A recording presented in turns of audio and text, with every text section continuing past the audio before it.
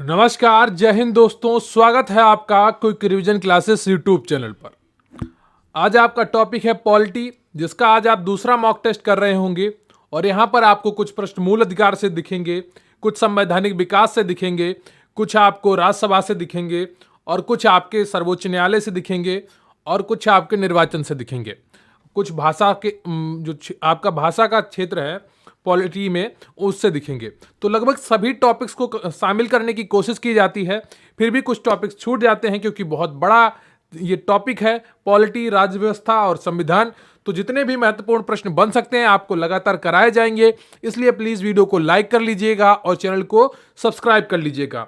आप please comment करके ज़रूर बताइए कि आप इसी तरह एमसीक्यू के द्वारा पूरा पढ़ना चाहते हैं, या फिर आप चैप्टर वाइज एमसीक्यू करना चाहते हैं, या फिर आप पहले थ्योरी पढ़ना चाहते हैं फिर एमसीक्यू करना चाहते हैं। ये कमेंट बॉक्स में ज़रूर बताइएगा। मैं पूरी कोशिश करूंगा कि आपके अनुसार ही आपको पढ़ाया जाए। तो आज आपका टॉपिक है जो दूसरा मॉक टेस्ट है। तो चलिए बिना वक्त गवाए शुरू करते हैं आज का मॉक टेस्ट।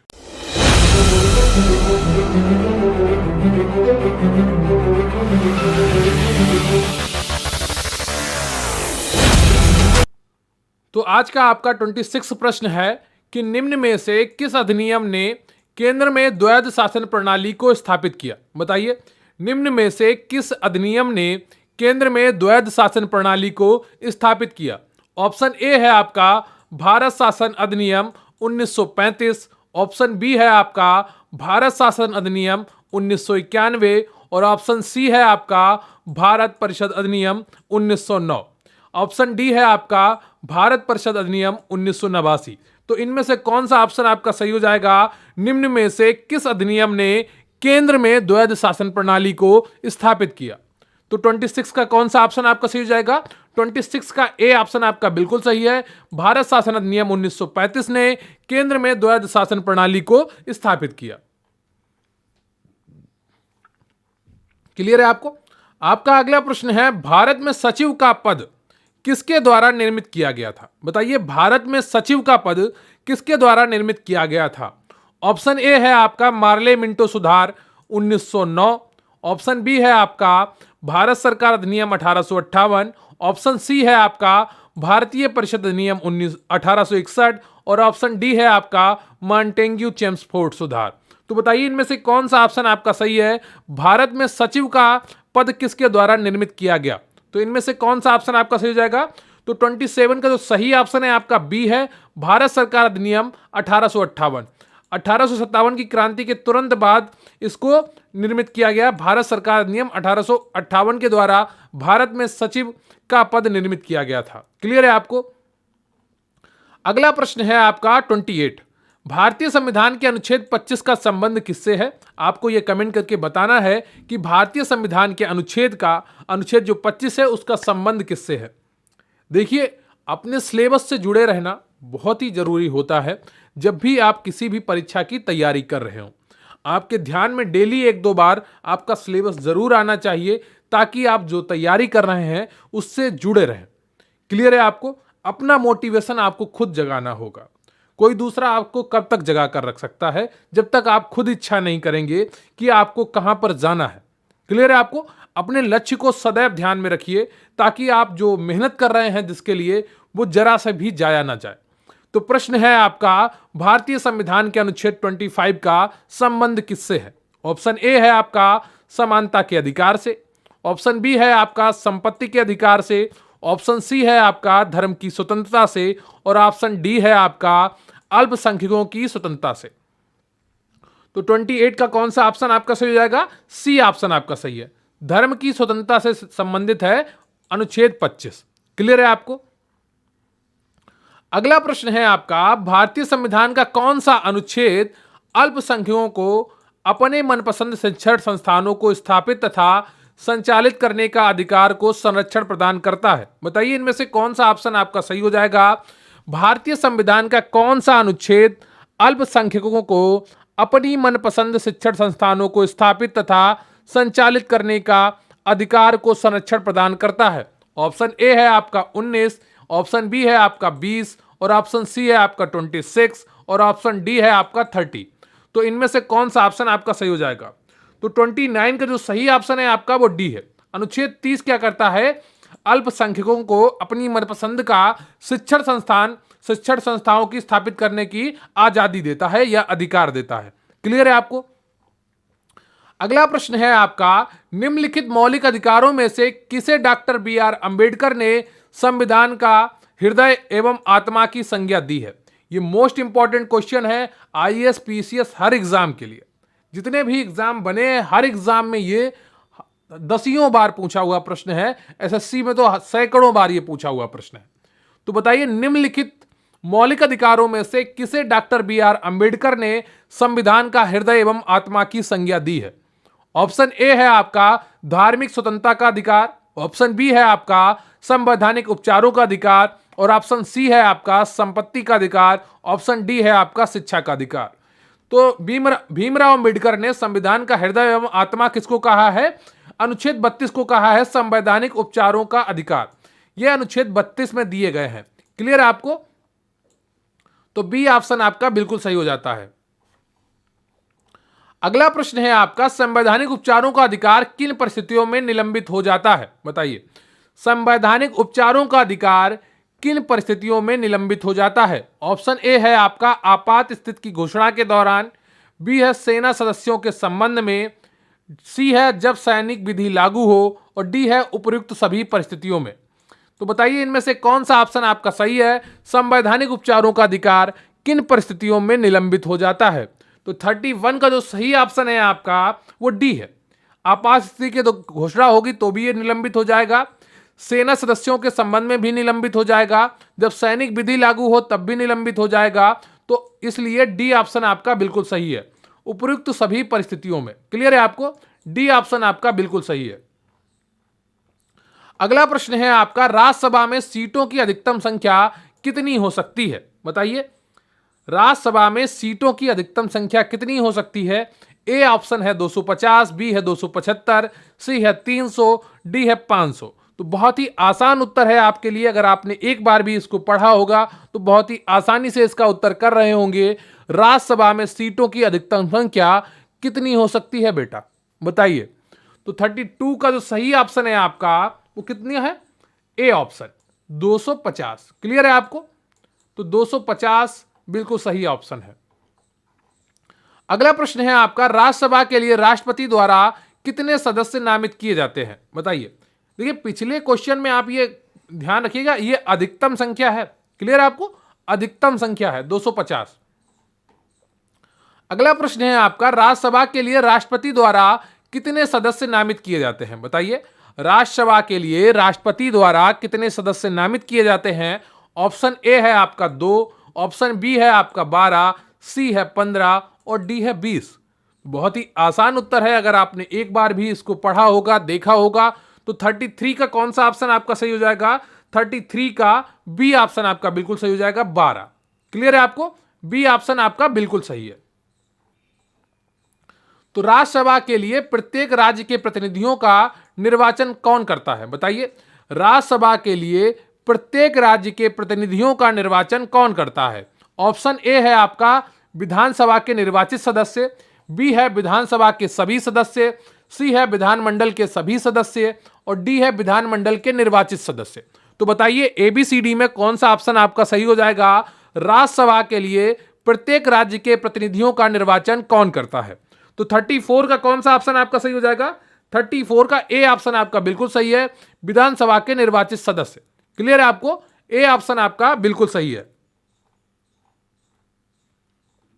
अगला प्रश्न है आपका, उत्तर प्रदेश से राज्यसभा के लिए कितने सदस्य चुने जाते हैं? बताइए, उत्तर प्रदेश से राज्यसभा के लिए कितने सदस्य चुने जाते हैं?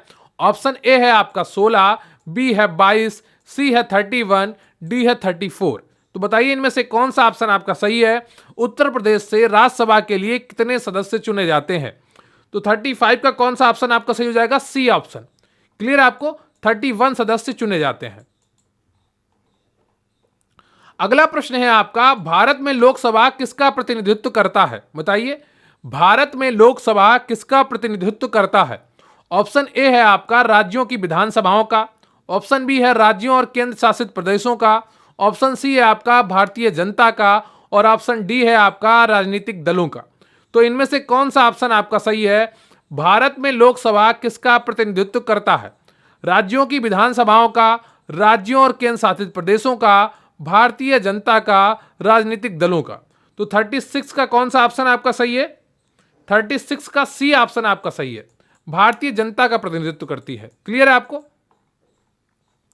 अगला प्रश्न है आपका, 31वें संवैधानिक संशोधन अधिनियम द्वारा लोकसभा की अधिकतम सदस्य संख्या कितनी निर्धारित की गई है? बताइए, 31वें संवैधानिक संशोधन अधिनियम द्वारा लोकसभा की अधिकतम सदस्य संख्या कितनी निर्धारित की गई है? ए ऑप्शन है 530, बी है 540, सी है 542 और डी है आपका 545। तो ए बी सी डी में कौन सा ऑप्शन आपका सही है? 37 का। बताइए, 37 का डी ऑप्शन आपका सही है, 545 निर्धारित है। क्लियर है आपको? 31वें संवैधानिक संशोधन द्वारा 545 की गई थी। सबसे पहले 497 थी, फिर बढ़ी 500 हुई, फिर आपकी 503 हुई, फिर 525 हुई और फिर आपकी 545 हुई। ये तो लगातार बढ़ती रही है। क्लियर है आपको? तो 545 31वें संविधान संशोधन 1973 में की गई थी, तो ये आप ध्यान रखेंगे। ठीक है, ये 1973 में संविधान संशोधन हुआ था जिसके द्वारा 545 की गई थी। क्लियर है आपको? तो 37 का कौन सा ऑप्शन आपका सही हो जाएगा? 37 का आपका डी ऑप्शन सही है। अगला प्रश्न है आपका, भारतीय संविधान के किस भाग में संघीय न्यायपालिका का उल्लेख है? बताइए, भारतीय संविधान के किस भाग में संघीय न्यायपालिका का उल्लेख है? ए ऑप्शन है भाग 2, बी ऑप्शन है भाग 3, सी ऑप्शन है भाग 4 और डी ऑप्शन है आपका भाग 5। तो भारतीय संविधान के किस भाग में संघीय न्यायपालिका का उल्लेख है? तो 38 का कौन सा ऑप्शन आपका सही हो जाएगा? डी ऑप्शन आपका सही है, भाग 5। क्लियर है आपको? अगला प्रश्न है आपका, भारतीय संविधान की व्याख्या करने का मुख्य अधिकारी कौन है? बताइए, भारतीय संविधान की व्याख्या करने का मुख्य अधिकारी कौन है? ऑप्शन ए है आपका लोकसभा अध्यक्ष, बी है राष्ट्रपति, सी है अटॉर्नी जनरल और डी है आपका सर्वोच्च न्यायालय। तो बताइए, इनमें से कौन सा ऑप्शन आपका सही हो जाएगा? भारतीय संविधान की व्याख्या करने का मुख्य अधिकारी कौन है? तो 39 का जो सही ऑप्शन है आपका वो डी है। क्लियर है आपको? सर्वोच्च न्यायालय। डी ऑप्शन आपका बिल्कुल सही है। अगला प्रश्न है आपका, वर्तमान में सर्वोच्च न्यायालय में मुख्य न्यायाधीश के अतिरिक्त कितने न्यायाधीश का प्रावधान किया गया है? बताइए, वर्तमान में सर्वोच्च न्यायालय में मुख्य न्यायाधीश के अतिरिक्त कितने न्यायाधीशों का प्रावधान किया गया है? ऑप्शन ए है आपका 20, बी है 22, सी है 25 और डी है आपका 30। तो बताइए, इनमें से कौन सा ऑप्शन आपका सही हो जाएगा? वर्तमान में सर्वोच्च न्यायालय में मुख्य न्यायाधीश के अतिरिक्त कितने न्यायाधीशों का प्रावधान किया गया है? तो 40 का डी ऑप्शन आपका बिल्कुल सही है, 30 न्यायाधीशों का। तो 30 और +1, ठीक है, एक सीजेआई होता है यानी कि मुख्य न्यायाधीश यानी कि chief justice of India. Clear है आपको? तो 30 + 1 टोटल हो जाते हैं 31। क्लियर है आपको? जब टोटल पूछे तो 31 है और वैसे चीफ जस्टिस को अलग करके 30 और +1 होता है। क्लियर है आपको? तो 40 का डी ऑप्शन आपका बिल्कुल सही है। अगला प्रश्न है आपका, भारत के सर्वोच्च न्यायालय का एक न्यायाधीश कितनी उम्र तक अपने पद पर बना रह सकता है? बताइए, यह क्वेश्चन पीटी 2022 में पूछा गया है, परीक्षा में आया था 16 तारीख की परीक्षा में। तो आप बताइए, भारत के सर्वोच्च न्यायालय का एक न्यायाधीश कितनी उम्र तक अपने पद पर बना रह सकता है? 41 का कौन सा ऑप्शन आपका सही हो जाएगा? जल्दी से बताइए, भारत के सर्वोच्च न्यायालय का एक न्यायाधीश कितनी उम्र तक अपने पद पर बना रह सकता है? ए 65 वर्ष, बी 60 वर्ष, सी 62 वर्ष और डी 58 वर्ष। तो 41 का कौन सा ऑप्शन आपका सही हो जाएगा? 41 का ए ऑप्शन आपका बिल्कुल सही है, 65 वर्ष। क्लियर है आपको? अगला प्रश्न है आपका, राज्य की कार्यपालिका की शक्ति किसमें निहित होती है? ए मुख्यमंत्री में, बी राज्यपाल में, सी मंत्रिपरिषद में, डी राष्ट्रपति में। तो बताइए, इनमें से कौन सा ऑप्शन आपका सही हो जाएगा? राज्य की कार्यपालिका की शक्ति किसमें निहित होती है? तो 42 का जो ऑप्शन सही होगा वो बी होगा, राज्यपाल में। क्लियर है आपको? कभी भी मुख्यमंत्री या राष्ट्रपति पर टिक मत लगाना, ठीक है? जो राज्य की कार्यपालिका की शक्ति होती है वो राज्यपाल में निहित होती है, संघ की कार्यपालिका की शक्ति राष्ट्रपति में निहित होती है। ये दोनों बातें बहुत छोटी हैं पर ध्यान रखने योग्य हैं, क्योंकि अक्सर स्टूडेंट परीक्षा में इसे गलत कराते हैं। क्लियर है आपको? तो 42 का बी ऑप्शन बहुत सही है, बिल्कुल सही है। और ये जो राज्यपाल है ये बहुत ही इंपॉर्टेंट टॉपिक है, क्योंकि लगभग हर परीक्षा में यहां से प्रश्न आता ही है, तो इसको बहुत ही अच्छे से पढ़िएगा। राज्यपाल हो गया, राष्ट्रपति हो गया, सर्वोच्च न्यायालय हो गया, संसद हो गया, उपराष्ट्रपति हो गया, मूल अधिकार हो गया, नीति निर्देशक तत्व हो गए, और आपका इसके अलावा चुनाव आयोग हो गया, भाषा हो गया। यहां से बहुत प्रश्न बनते हैं। इन टॉपिक्स को बहुत ही अच्छे से बारीकी से पढ़ लीजिएगा। क्लियर है आपको? तो बी ऑप्शन आपका बिल्कुल सही है। अगला प्रश्न है आपका, निम्न में से किसको हटाने का प्रावधान संविधान में नहीं है? ऑप्शन ए है आपका उपराष्ट्रपति, बी है राष्ट्रपति, सी है गवर्नर और डी है अटॉर्नी जनरल। तो बताइए इनमें से कौन सा ऑप्शन आपका सही हो जाएगा? निम्न में से किसको हटाने का प्रावधान संविधान में नहीं है? तो 43 का जो सही ऑप्शन है आपका वो सी है, गवर्नर को हटाने का प्रावधान संविधान में नहीं है। क्लियर है आपको? सी ऑप्शन आपका बिल्कुल सही है, गवर्नर यानी कि राज्यपाल को हटाने का प्रावधान संविधान में नहीं दिया गया है। क्लियर है आपको? अगला प्रश्न है आपका, राज्यपाल का वेतन और भत्ता किस कोष से आता है? बताइए, राज्यपाल का वेतन और भत्ता किस कोष से आता है? ऑप्शन ए है आपका भारत की संचित निधि से, बी है राज्य की संचित निधि से, सी है राज्य और केंद्र की संचित निधि से 50-50 के अनुपात में, या डी है राज्य की आकस्मिक निधि से। तो बताइए राज्यपाल का वेतन और भत्ता किस कोष से आता है? तो 44 का जो सही ऑप्शन है आपका वो बी है, राज्य की संचित निधि से आता है। क्लियर है आपको? तो बी ऑप्शन आपका बिल्कुल सही है। अगला प्रश्न है आपका, प्रत्यक्ष निर्वाचन किसे कहते हैं? बताइए, प्रत्यक्ष निर्वाचन किसे कहते हैं? ऑप्शन ए है आपका निर्वाचक मंडल द्वारा प्रतिनिधि चुनना, ऑप्शन बी है आपका अभिजात वर्ग द्वारा प्रतिनिधि चुनना, ऑप्शन सी है आपका जनता द्वारा प्रतिनिधि चुनना, या ऑप्शन डी इनमें से कोई नहीं। तो बताइए एबीसीडी में कौन सा ऑप्शन आपका सही है? प्रत्यक्ष निर्वाचन किसे कहते हैं? तो 45 का जो सही ऑप्शन है आपका वो सी है। क्लियर है आपको? जनता द्वारा प्रतिनिधि चुनना प्रत्यक्ष निर्वाचन कहलाता है। अगला प्रश्न है आपका, भारतीय संविधान के किस अनुच्छेद में निर्वाचन आयोग के लिए प्रावधान है? बताइए, भारतीय संविधान के किस अनुच्छेद में निर्वाचन आयोग के लिए प्रावधान है? ऑप्शन ए है आपका अनुच्छेद 320, ऑप्शन बी है आपका अनुच्छेद 324, ऑप्शन सी है आपका अनुच्छेद 322 और ऑप्शन डी है आपका अनुच्छेद 326। तो बताइए भारतीय संविधान के किस अनुच्छेद में निर्वाचन आयोग के लिए प्रावधान है? तो इसका जो सही उत्तर है आपका अनुच्छेद 324। देखिए मतदान करने की आयु जो होती है वो 18 वर्ष होती है, ठीक है। 18 में इसका स्क्वायर कर दो तो बनता है 324, ठीक है। तो 324 जो बनता है, आप कह रहे हो कितना बढ़िया लिखा है 324 है, तो 324 जो बनता है ये अनुच्छेद है जिसमें चुनाव के आयोग के बारे का जिक्र किया गया है, ठीक है। निर्वाचन आयोग के बारे में जिक्र किया गया है तो अनुच्छेद 324 में। क्लियर है आपको? तो इस तरीके से आप जोड़ जोड़कर चीजों को याद करेंगे तो एक एक चीज आपको याद हो जाएगी। क्लियर है आपको? व्यवहारिक बनिए थोड़ा। अगला प्रश्न है आपका, संविधान की कौन सी अनुसूची में क्षेत्रीय भाषाओं का उल्लेख है? बताइए, संविधान की कौन सी अनुसूची में क्षेत्रीय भाषाओं का उल्लेख है? ऑप्शन ए है आपका 7वीं अनुसूची, बी है 8वीं अनुसूची, सी है 9वीं अनुसूची और डी है 10वीं अनुसूची। बताइए संविधान की कौन सी अनुसूची में क्षेत्रीय भाषाओं का उल्लेख है? तो 47 का जो सही ऑप्शन है आपका वो बी है, 8वीं अनुसूची में। क्लियर है आपको? बी ऑप्शन आपका बिल्कुल सही है, 8वीं अनुसूची में क्षेत्रीय भाषाओं का उल्लेख है। अगला प्रश्न है आपका, भारतीय संविधान में किन अनुच्छेदों में राजभाषा संबंधी प्रावधानों का उल्लेख है? बताइए भारतीय संविधान के किन अनुच्छेदों में राजभाषा संबंधी प्रावधानों का उल्लेख है? ऑप्शन ए है आपका ए 343 से 351 तक, बी है 434 से 315 तक, सी है 443 से 135 तक और डी है आपका 334 से 153 तक।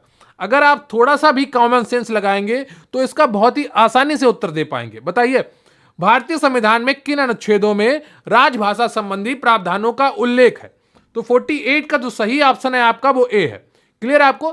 343 से 351 तक। फोकस बनाकर पढ़ते रहिए और प्लीज वीडियो को लाइक कर लीजिएगा, चैनल को सब्सक्राइब कर लीजिएगा और कमेंट करके जरूर बताइएगा कि आज का जो वीडियो है वो आपको कैसा लगा। क्लियर है आपको? भारत का राष्ट्रपति किस प्रकार के आपातकाल की उद्घोषणा कर सकता है? बताइए, आपातकाल से जुड़ा हुआ प्रश्न है और राष्ट्रपति से जुड़ा हुआ भी है, तो भारत का राष्ट्रपति किस प्रकार के आपातकाल की उद्घोषणा कर सकता है? ऑप्शन ए है आपका राष्ट्रीय आपातकाल, बी है राज्यीय संवैधानिक आपातकाल, सी है वित्तीय आपातकाल और डी है इनमें से सभी। बताइए भारत का राष्ट्रपति किस प्रकार के आपातकाल की उद्घोषणा कर सकता है? तो 49 का कौन सा ऑप्शन आपका सही है? तो 49 का जो सही ऑप्शन है आपका वो डी है, इनमें से सभी। क्लियर आपको? ये तीनों प्रकार के आपातकालों की घोषणा राष्ट्रपति कर सकता है। अगला प्रश्न है आपका, संविधान के किस भाग एवं अनुच्छेद में संविधान संशोधन प्रक्रिया का उल्लेख है? बताइए संविधान के किस भाग एवं अनुच्छेद में संविधान संशोधन प्रक्रिया का उल्लेख है? ऑप्शन ए है आपका भाग 1 अनुक्रमांक 3 या भाग 8 अनुक्रमांक 239, इसको अनुक्रमांक को आप अनुच्छेद समझिएगा, ठीक है। और भाग 16 अनुक्रमांक 326 या भाग 20 अनुक्रमांक 368। तो अनुक्रमांक को आप अनुच्छेद समझिएगा। बताइए कौन सा ऑप्शन आपका सही है? संविधान के किस भाग एवं अनुच्छेद में संविधान संशोधन प्रक्रिया का उल्लेख है? तो 50वें का जो सही ऑप्शन है आपका वो डी है। क्लियर है आपको? भाग 20 अनुच्छेद 368 में संवैधानिक संशोधन का उल्लेख है। क्लियर है आपको? तो संविधान में संशोधन कौन कर सकती है? संसद कर सकती है। क्लियर है आपको? वो प्रक्रिया आपको अलग से समझा दी जाएगी। तो अनुच्छेद 368 भाग 20 में संवैधानिक संशोधन का उल्लेख है। क्लियर है आपको? तो ये रहा आपका पूरा पॉलिटी का मॉक टेस्ट, जिसमें आपने महत्वपूर्ण एमसीक्यू किए और आप उम्मीद करता हूं आपको एक एक प्रश्न पढ़कर काफी मजा आया होगा और देखा होगा कि किस तरह से प्रश्न आपकी परीक्षा में बन सकते हैं। आप एसएससी जीडी का पेपर देने वाले हों या एसएससी सीजीएल का पेपर देने वाले हों, सबके लिए ये मॉक टेस्ट बहुत ही महत्वपूर्ण है। आपके पास बहुत बड़ा मौका है अपनी किस्मत बदलने का, अपने आप को लाखों लोगों से आगे ले जाने का, करोड़ों लोगों से आगे ले जाने का। तो अपनी मेहनत पर भरोसा रखिए, सकारात्मक चीजों से जुड़े रहिए और अपना जो दिनचर्या है उसको निश्चित करिए। क्लियर है आपको? तो आपको सफलता जरूर मिलेगी। और प्लीज वीडियो को लाइक कर लीजिएगा, चैनल को सब्सक्राइब कर लीजिएगा, कमेंट करके जरूर बताइएगा कि 25 में से कितने आपके सही हुए हैं। क्लियर है आपको? मुझे आपके कमेंट्स का इंतजार रहेगा। बहुत बहुत धन्यवाद आपका। Thank you very much. Please video को लाइक कर लीजिएगा और चैनल को सब्सक्राइब कर लीजिएगा। जय हिंद, जय भारत।